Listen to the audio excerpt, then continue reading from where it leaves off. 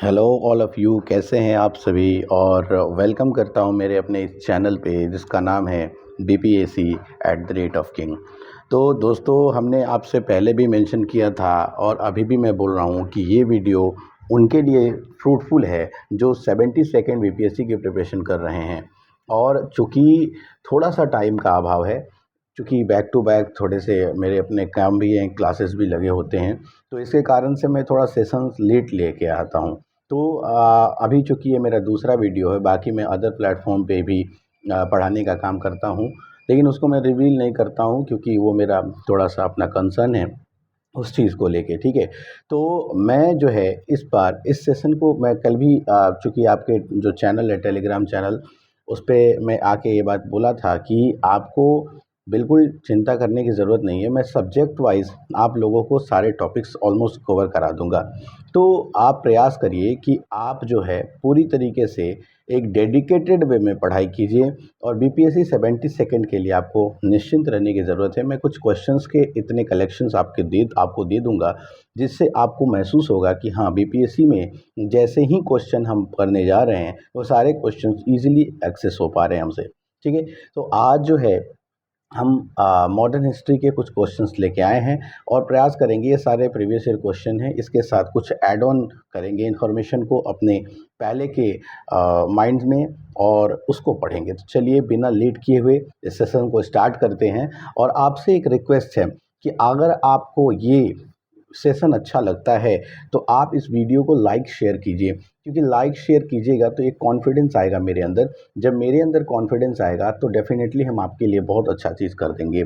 ये एक आप इसको आप एक ये मानिए, कमिटमेंट मानिए कि अगर आप किसी को कोई रिवॉर्ड देते हो तो उसके एवज़ में आपको बहुत ही अच्छा और सुगम साधन उपलब्ध कराने का प्रयास करूँगा, क्योंकि बहुत समय से मैंने एक अच्छा समय दिया है पढ़ाई को।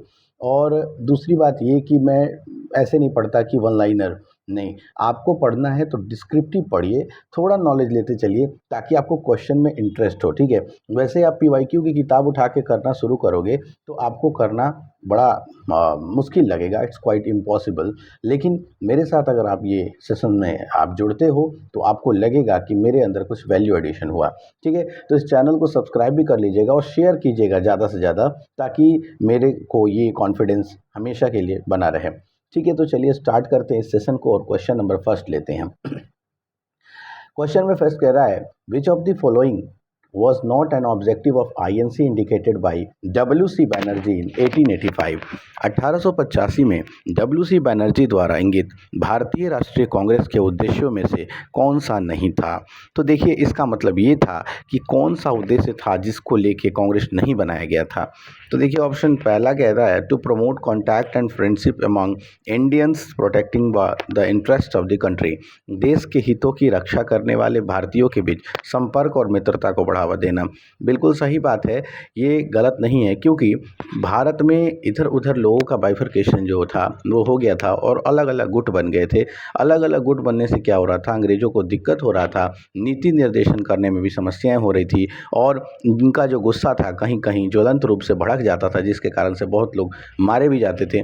इसके कारण से कांग्रेस का फॉर्मेशन हुआ। कांग्रेस के फॉर्मेशन में आप सभी जानते हैं कि सेफ्टी वॉल्व की नीति अपनाई गई और मैंने पहले भी आपको बताया था कि एक प्रेशर कुकर की भूमिका में आया कांग्रेस, और कांग्रेस से जो हीट निकल रहा था, जो सेफ्टी वॉल्व से हीट निकल रहा था, वो अंग्रेजों तक पहुंचता था। तो इसका मतलब ये है कि जो लोगों का गुस्सा है वो छन के अंग्रेजों तक पहुंचता था, ठीक है। तो ये बात आप समझ लीजिए, ठीक है। उसके बाद है, to develop a sense of nationality. एक सेकेंड, सेकेंड ऑप्शन है, to develop a sense of nationality by removing casteism and regional prejudices. देशवासियों के बीच जातिवाद और क्षेत्रीय पूर्वाग्रहों को दूर करने के लिए राष्ट्रीयता की भावना का विकसित करना। बिल्कुल सही बात है कि राष्ट्रीयता का भावना जो है बहुत ही इंपॉर्टेंट और बहुत ही क्रूशियल है। उस समय जब एक पार्टी आई तो पार्टी में अनेक प्रकार के लोग गए और कांग्रेस का एक मंच जो है पूरी तरीके से संभ्रांत लोगों का जो है वो मंच बन गया। यहाँ पे लोगों के विचार, अनेकों विचार आके मिलने लगे, ठीक है। तो इससे क्या हुआ कि एक जातिवाद, यानी हर जात के, हर कास्ट के, हर क्रीड के लोग यहाँ आए और इसी के साथ जो रीजनल पूर्वाग्रह स्टीरियोटाइप्स था कि भाई आप इस क्षेत्र के हैं तो आप निम्न हैं, इस क्षेत्र के हैं तो उच्च हैं, तो ये भी भेदभाव मिटा, ठीक है। तो इस चीज़ को भी आप जानिए, तो ये भी सही है आपका, ठीक है।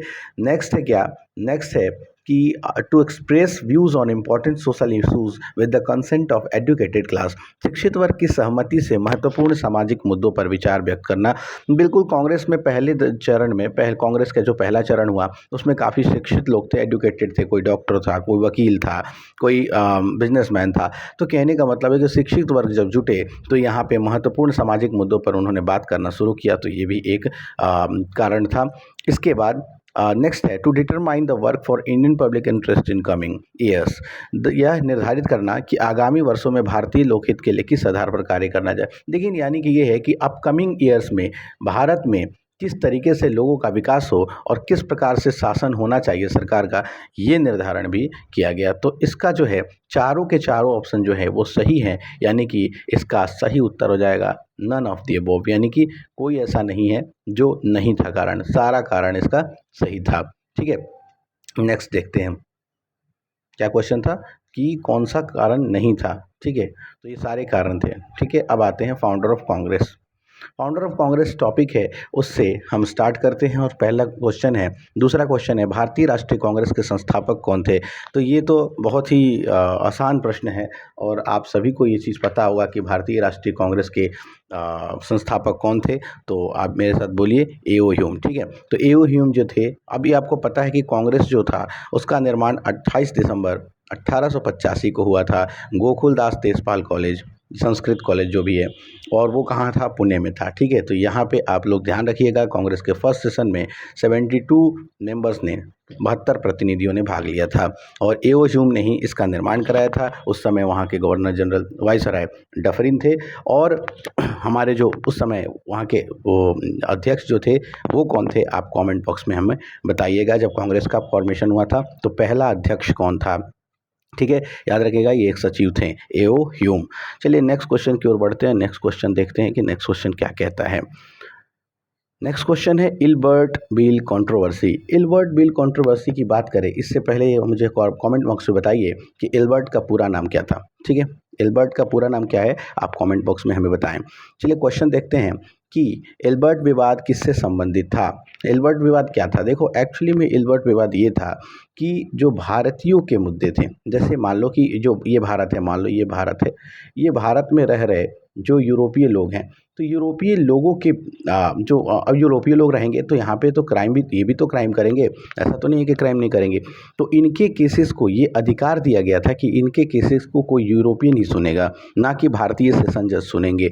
और भारतीय चूँकि ये तो इनको विशेष लाभ था तो ये लोग फ़ायदा उठाते थे, यहाँ पे कोई क्राइम करते थे और यूरोपीय लोग चूँकि इनके साथ साठगांठ होती थी तो इसके कारण से इनको जल्दी ही छुटकारा मिल जाता था। तो एल्बर्ट जो था, एल्बर्ट बिल जो था वो लिखा था किसने, मैं बता दे रहा हूँ, सर कार्टेने पॉर्जिन एल्बर्ट, उनका पूरा नाम था सर कार्टेने पॉर्जिन एल्बर्ट। और उस समय वायसराय थे रिपन। तो रिपन की अध्यक्षता में रिपन ने ही इसको लोगों के सामने पेश किया था।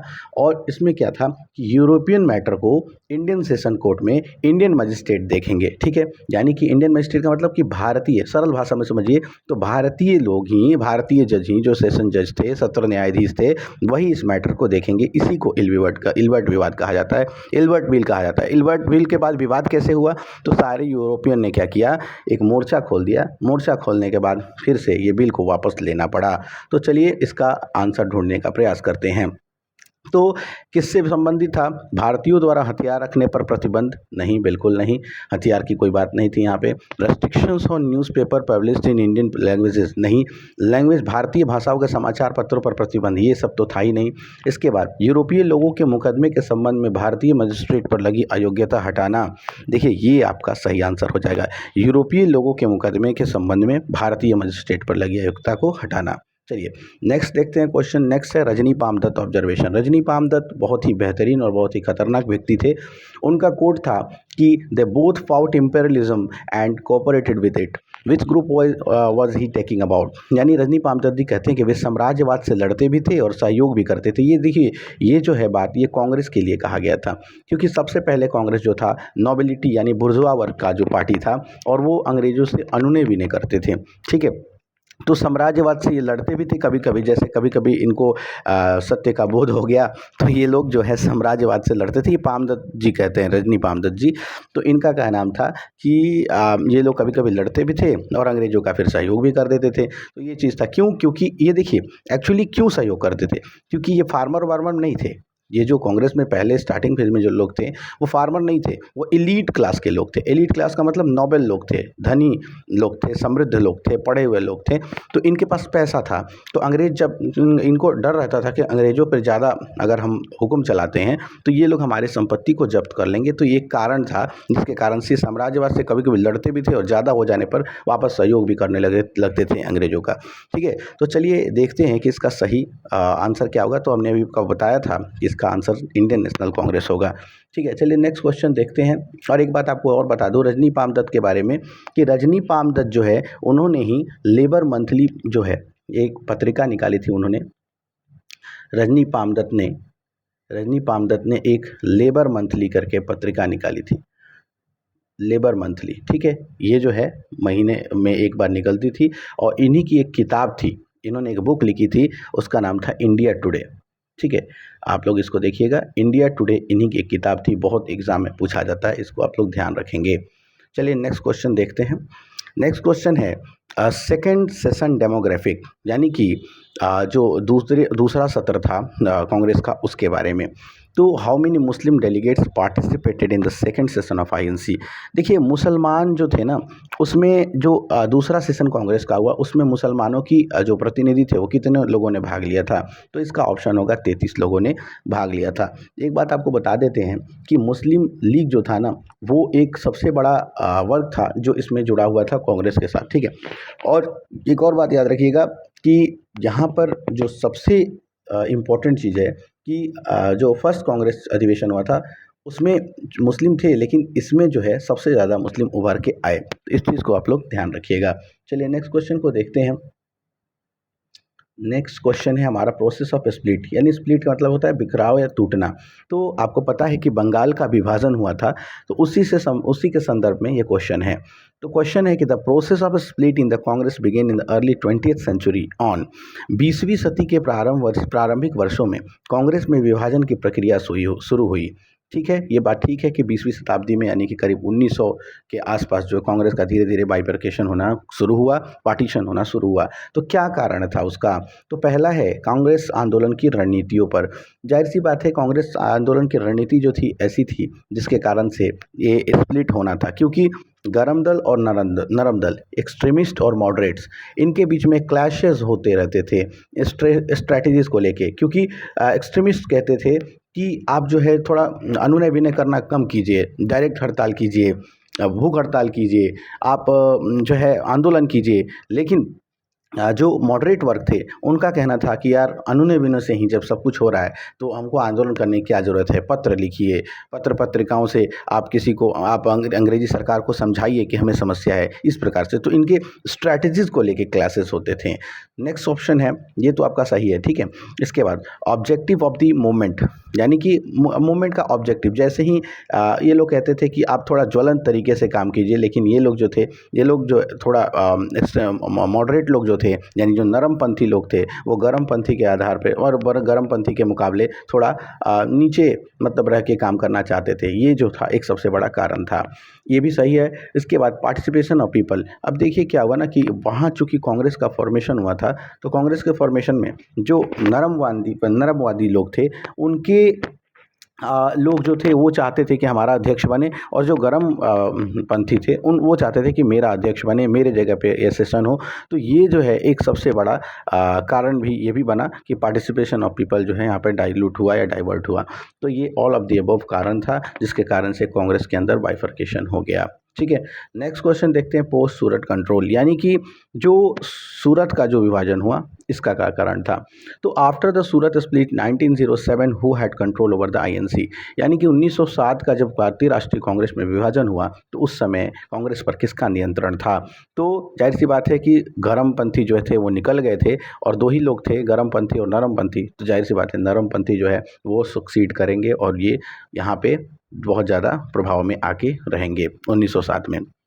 और 1907 में कमेंट बॉक्स में बताइएगा 1907 में ये सूरत स्प्लिट हुआ था, उस समय कांग्रेस का सेशन कौन देख रहा था, यानी कौन अध्यक्ष था कांग्रेस के सेशन का।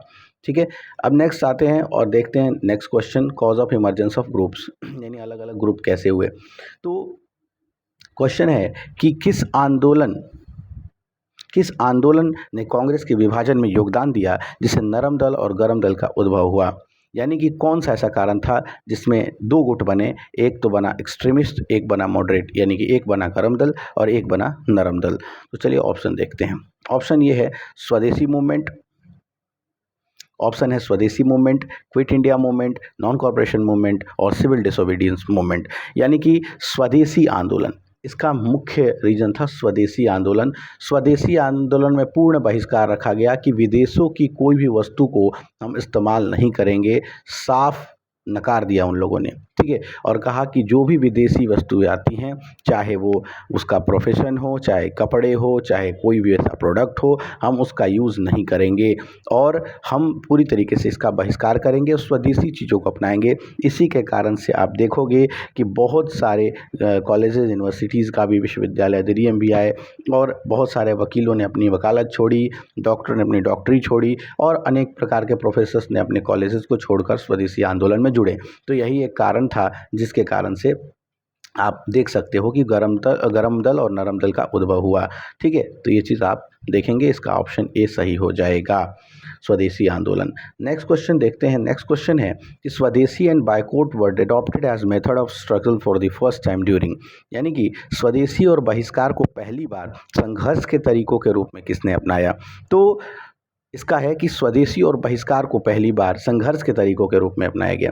तो movement against the partition of Bengal, home rule league movement या फिर non corporation movement, Simon commission visit. तो जाहिर सी बात है कि स्वदेशी और बहिष्कार को अभी मैंने बताया था कि बंगाल के विभाजन के बाद लोगों ने अपनाया था स्वदेशी। 1905 में जो है स्वदेशी आंदोलन जो है पूरी तरीके से तीव्र गति से चलने लगा, 1906 तक जाते जाते पूरा ज्वलंत हो गया था ये। ठीक है, नेक्स्ट देखते हैं। नेक्स्ट है what was the main reason for the INC split at Surat in 1907।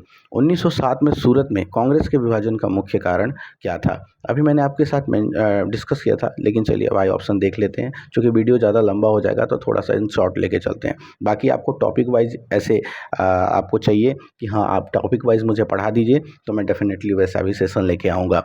चलिए, तो क्वेश्चन मेरा ये था कि 1907 में सूरत में कांग्रेस के विभाजन का मुख्य कारण क्या था। Communism by Lord Minto. Communalism जो था, ये सांप्रदायिक था, लॉर्ड मिंटो द्वारा ये था कि extremist lack of faith in moderates ability to negotiate with British सरकार के साथ नरमपंथियों की वार्ता करने की क्षमता में चरमपंथियों के विश्वास का अभाव।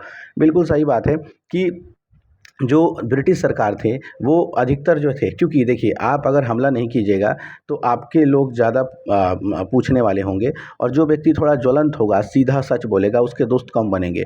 तो ये जो थे, ये लोग अनुनय विनय करते थे, जो नरमपंथी थे, इसलिए नरमपंथी ब्रिटिशों की ओर ज़्यादा झुके, जिसके कारण से एक कारण ये बना, क्योंकि यही एक कारण था। और दूसरी बात ये कि इनको जो है फंडिंग्स थोड़ा सा मिलता था, लेकिन इनको जो है पूर्ण रूपेण नकारा जाता था। क्यों? क्योंकि ये एंटी बात करते थे, यानी कि ब्रिटिश सरकार के एंटी चलते थे ये, इसीलिए। तो ये एक कारण था जिसके कारण से सूरत ब्लीड हुआ। अगर आप देख सकते हो यहाँ पे, इसी के कारण से यहाँ पे सूरत में कांग्रेस का विभाजन हुआ। ठीक है, अब देखते हैं फर्स्ट मुस्लिम प्रेसिडेंट की बात करें। Who was the first Muslim president in Indian national Congress. INC का पहला मुस्लिम अध्यक्ष बदरुद्दीन तैयब जी थे। और बदरुद्दीन तैयब जी के बारे में आपको बताएं तो ये थर्ड सेशन में यहाँ पे इसके प्रेसिडेंट थे। और कांग्रेस का थर्ड सेशन कब हुआ था ये आप बताइए मुझे। और मैं बदरुद्दीन तैयब जी के बारे में बता दूं तो ये जो थे, ये मद्रास के थे। मद्रास में बहुत ज़्यादा इनका चर्चा था, प्रचलन था। ये 1902 में चीफ जस्टिस भी बने थे। पहला मद्रास के हाई कोर्ट में, ठीक है, चीफ जस्टिस भी बने थे। इसी के साथ अब त्रिमूर्ति बुलाया जाता था मद्रास में 3 लोगों को। तो वो एक थे फिरोज शाह मेहता और काशीनाथ तेलंग केटी तेलंग और बदरुद्दीन तैयब जी। इन 3 को त्रिमूर्ति बोला जाता था क्योंकि इन लोगों ने बहुत काम किया मद्रास के क्षेत्र में। तो आप इसका सीधा आंसर लिखेंगे, वो है बदरुद्दीन तैयब जी। चलिए नेक्स्ट क्वेश्चन देखते हैं। नेक्स्ट क्वेश्चन क्या कहता है। इलाहाबाद सेशन की बात है तो नेक्स्ट क्वेश्चन है कि किस राजा ने 1888 में इलाहाबाद अधिवेशन के लिए बहुमूल्य सहायता दी थी? 1888 में किस राजा ने, ठीक है, इलाहाबाद के अधिवेशन में, चूंकि क्या था ना कि अंग्रेजों ने कांग्रेस को जगह नहीं दिया।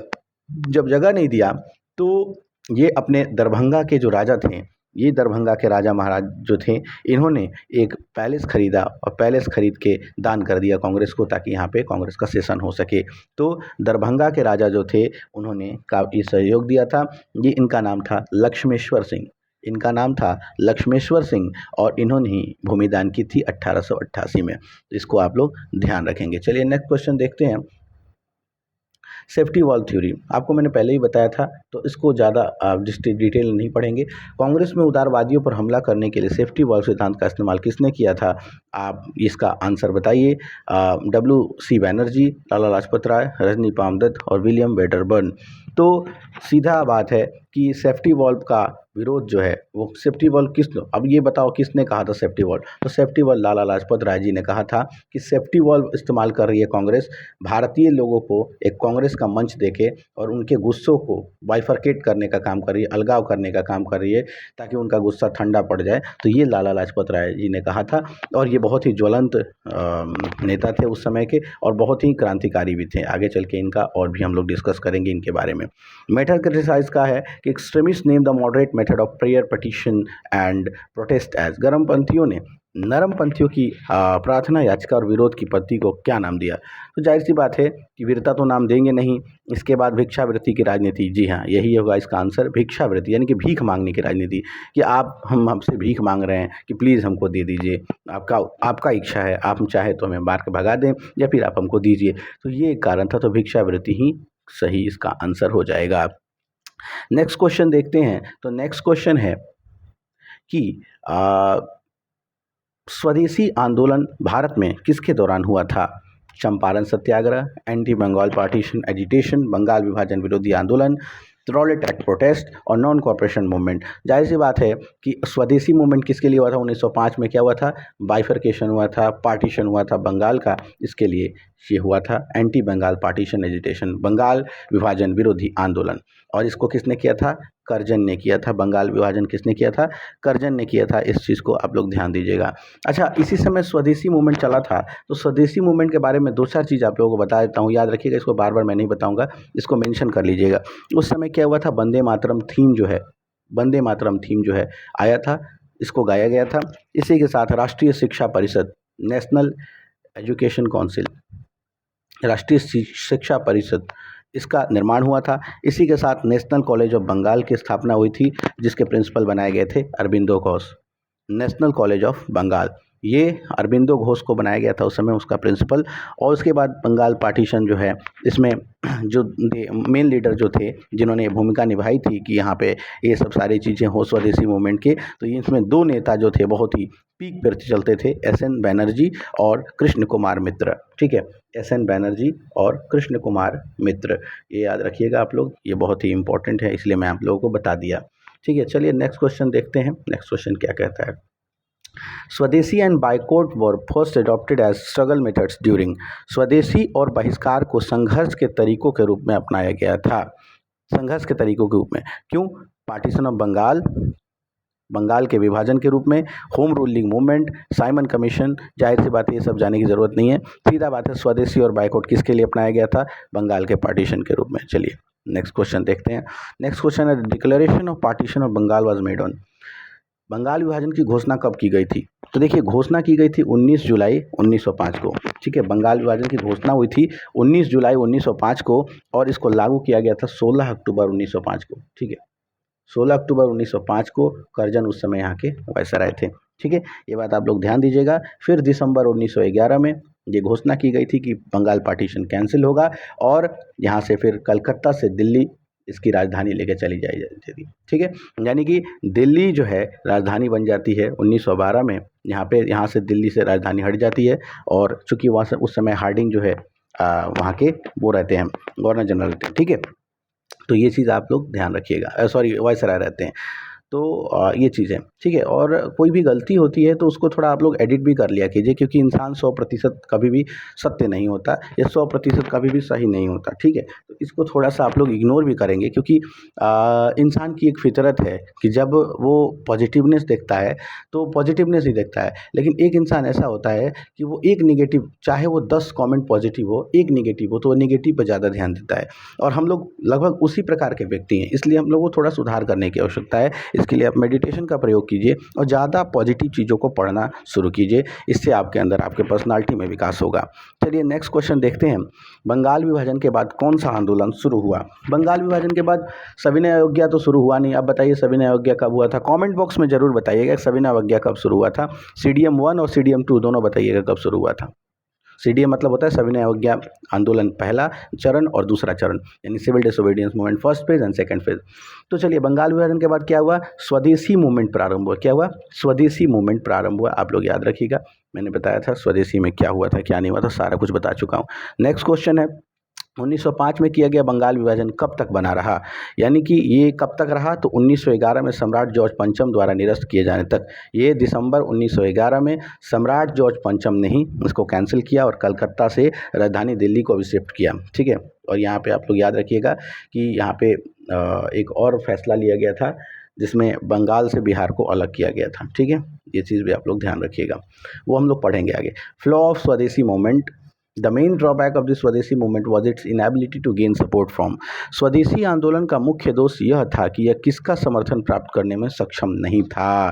तो जाहिर सी बात है कि स्वदेशी आंदोलन में, चूंकि देखिए 1905 में एलीट लोग थे, तो एलीट लोग के पास एलीट लोग ही जुड़ेंगे, ज़्यादा धनी मनी समृद्ध और बुर्जुआ वर्ग ही जुड़ेंगे। तो इसके कारण से एक वर्ग जो था सबसे ज़्यादा जो था वो नीचे रह गया, और ये था मुस्लिम वर्ग, ठीक है। तो मुस्लिम वर्ग जो थे, चूँकि अपर कास्ट लोग थे ही, कांग्रेस में एजुकेटेड लोग थे ही, आर्टिस्ट और राइटर्स थे क्योंकि ये पढ़े लिखे लोग थे, तो एक ऐसा व्यक्ति था मुस्लिम ग्रुप जो इसमें अछूता रह गया, ठीक है। तो इसका आंसर सी मुस्लिम लीग हो जाएगा।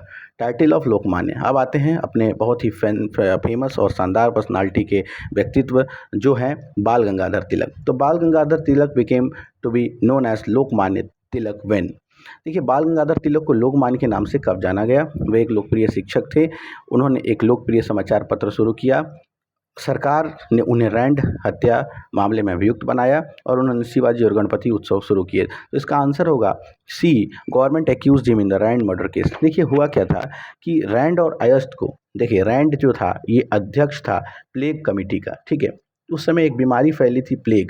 ये प्लेग से क्या होता था, लोगों की हजारों हजार लाखों लाख लोगों की मौत हो जा रही थी। तो प्लेग कमेटी बनाई गई थी उसको देखने के लिए, उसको निरीक्षण करने के लिए, उसका उपाय ढूंढने के लिए।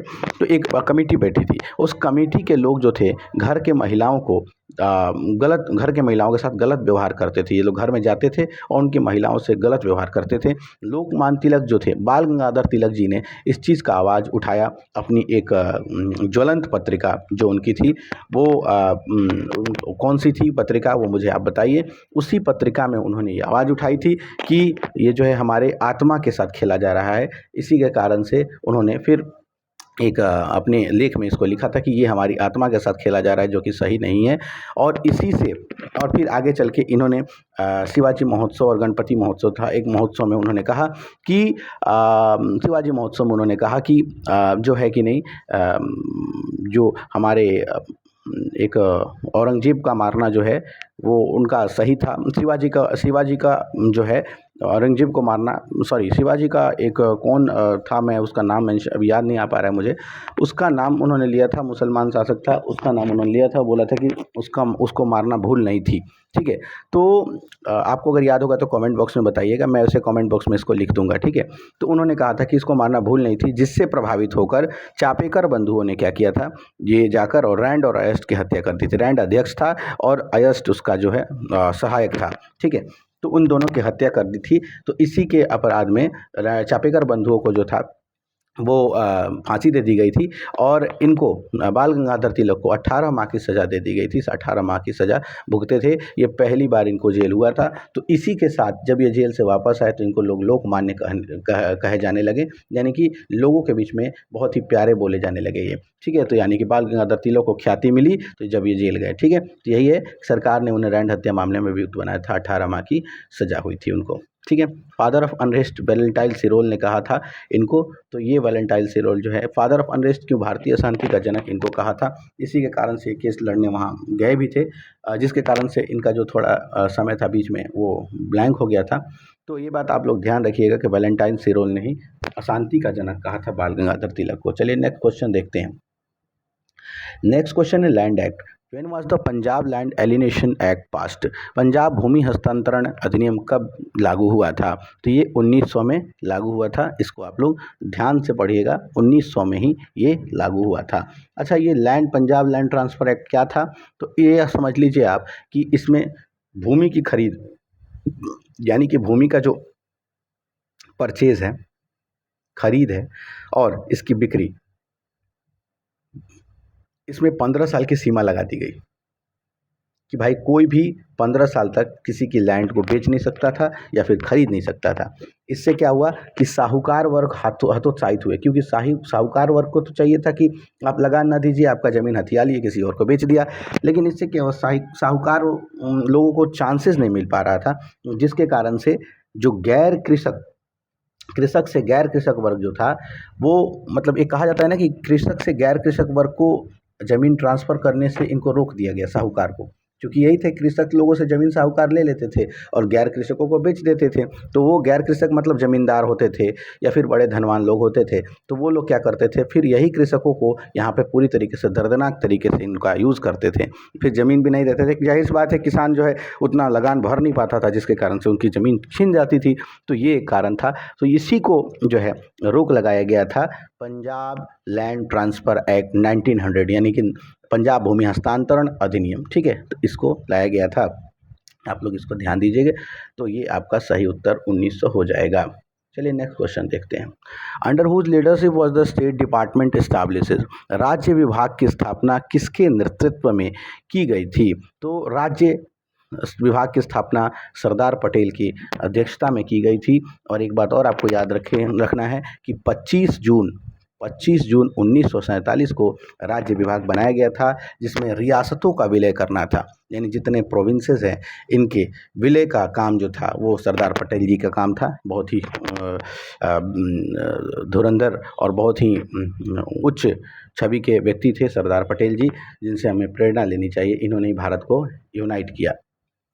हंटर रिमार्क क्या कह रहा है? मुस्लिम यदि खुश और संतुष्ट हैं तो भारत में ब्रिटिश शक्ति का महत्तम बचाव होगा। यह किसने कहा था? If Muslims are happy and satisfied it will be the greatest safeguard for British power in India.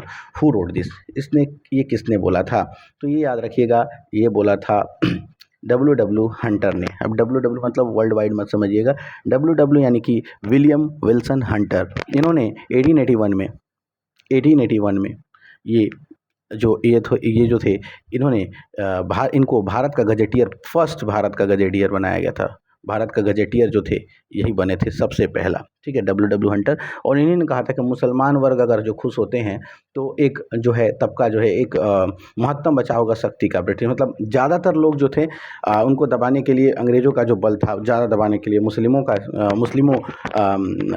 पर दबाने के लिए प्रयोग किया जाता था, ऐसा कहना था डब्ल्यू हंटर का। तो मुस्लिमों को अगर ये किया जाए, कंट्रोल कर लिया जाए, यानी उनको खुश किया जाए, उनको संतुष्ट किया जाए, तो जाहिर सी बात है कि अंग्रेज़ों की शक्ति में बचाव होगा।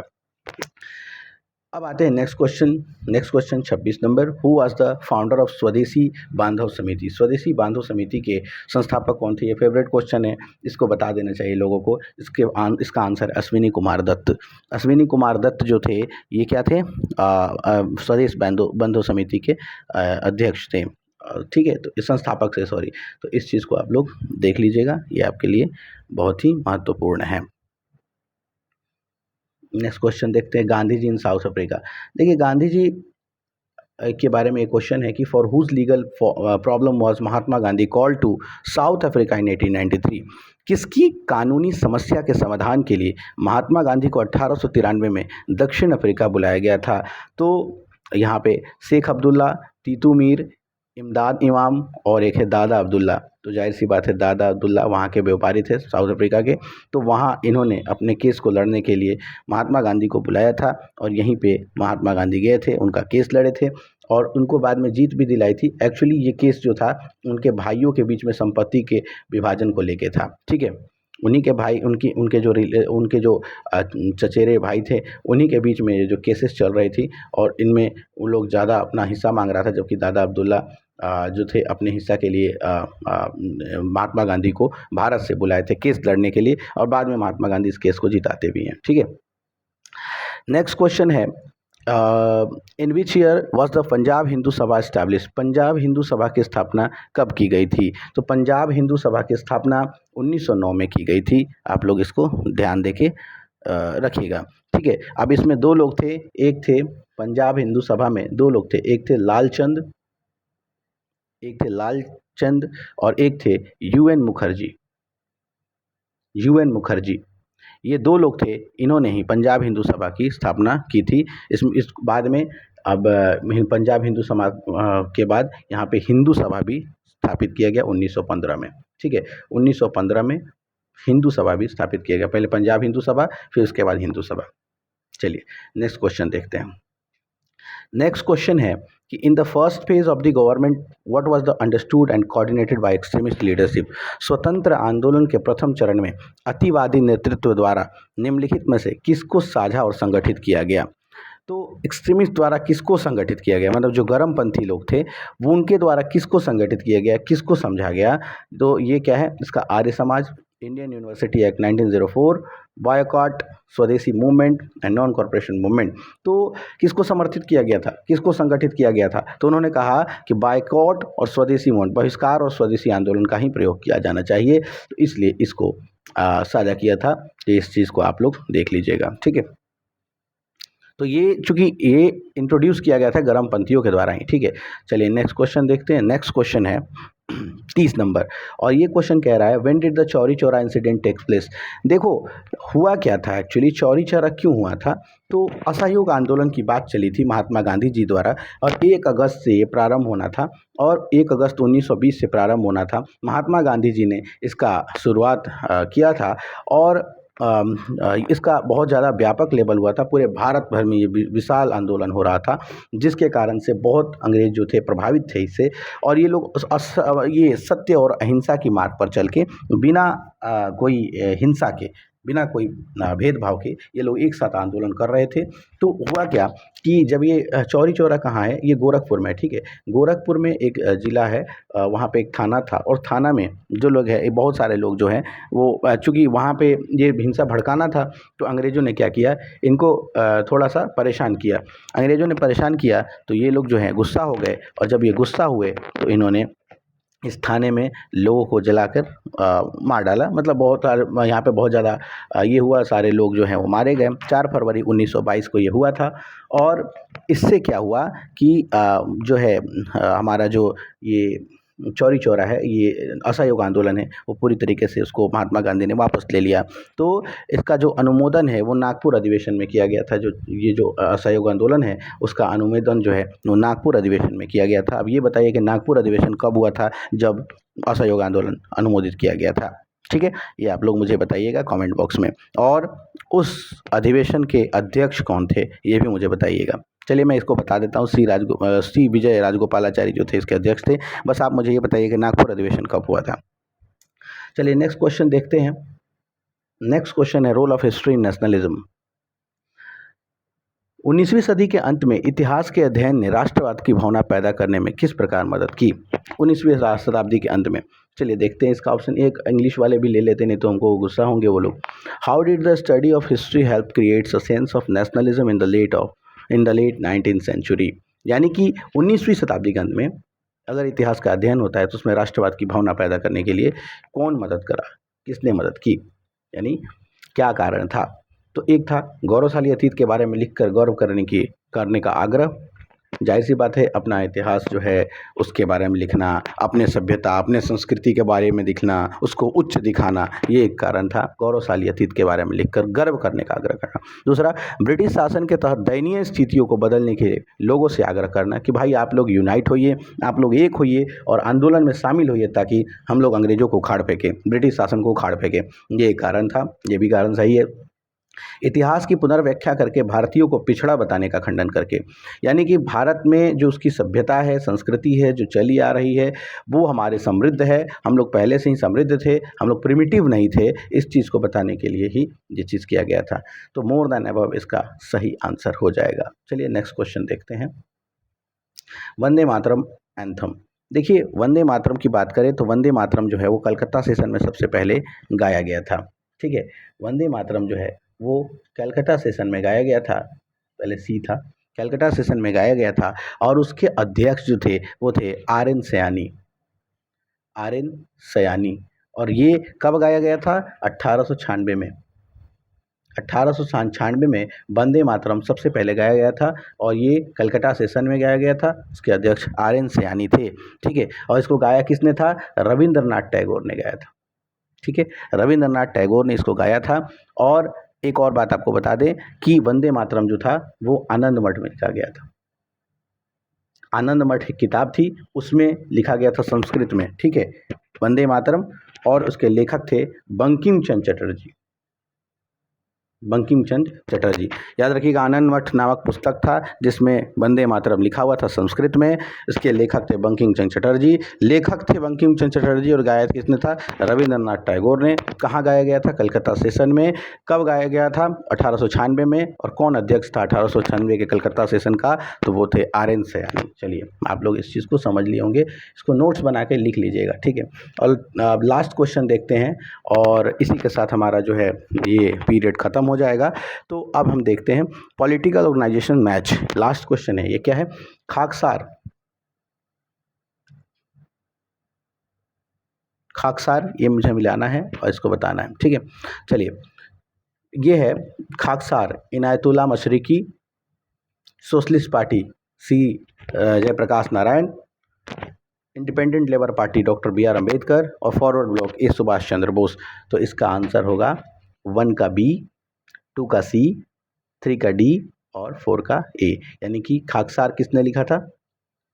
खाकसार के फाउंडर कौन थे? इनायतुल्लाह मशरिकी। सोशलिस्ट पार्टी के जयप्रकाश नारायण जी थे। इंडिपेंडेंट लेबर पार्टी के बी.आर. अम्बेडकर थे और फॉरवर्ड ब्लॉक के ए सुभाष चंद्र बोस थे।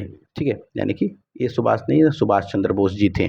ठीक है, तो आप लोग इसको याद रखिएगा, वेरी वेरी इंपॉर्टेंट है, इसको लिख लीजिएगा। अगर 2 भी इसमें से आ जाता है तो 2 आप ऑटोमेटिक मैच कर लेंगे अगर मैचिंग के क्वेश्चन आएंगे तो। ठीक है, तो चलिए आज का सेशन यहीं एंड करते हैं, सॉरी, आज का सेशन यहीं एंड करते हैं। और आप लोग को ये सेशन कैसा लगा और इसमें क्या सुधार की ज़रूरत है, क्या आप लोगों को कोई समस्या हुई या फिर इसमें आप कोई अपना सजेशन देना चाहते हैं, तो डेफिनेटली आप मुझे इसके कमेंट बॉक्स में सजेशन दे सकते हैं, या फिर टेलीग्राम चैनल BPSC@king पे आप लोग जाके, मैं इसका लिंक इसमें डाल दूंगा, आप लोग इस पे जाके आप अपने कंप्लीट जो फीडबैक है आप वहाँ दे सकते हैं।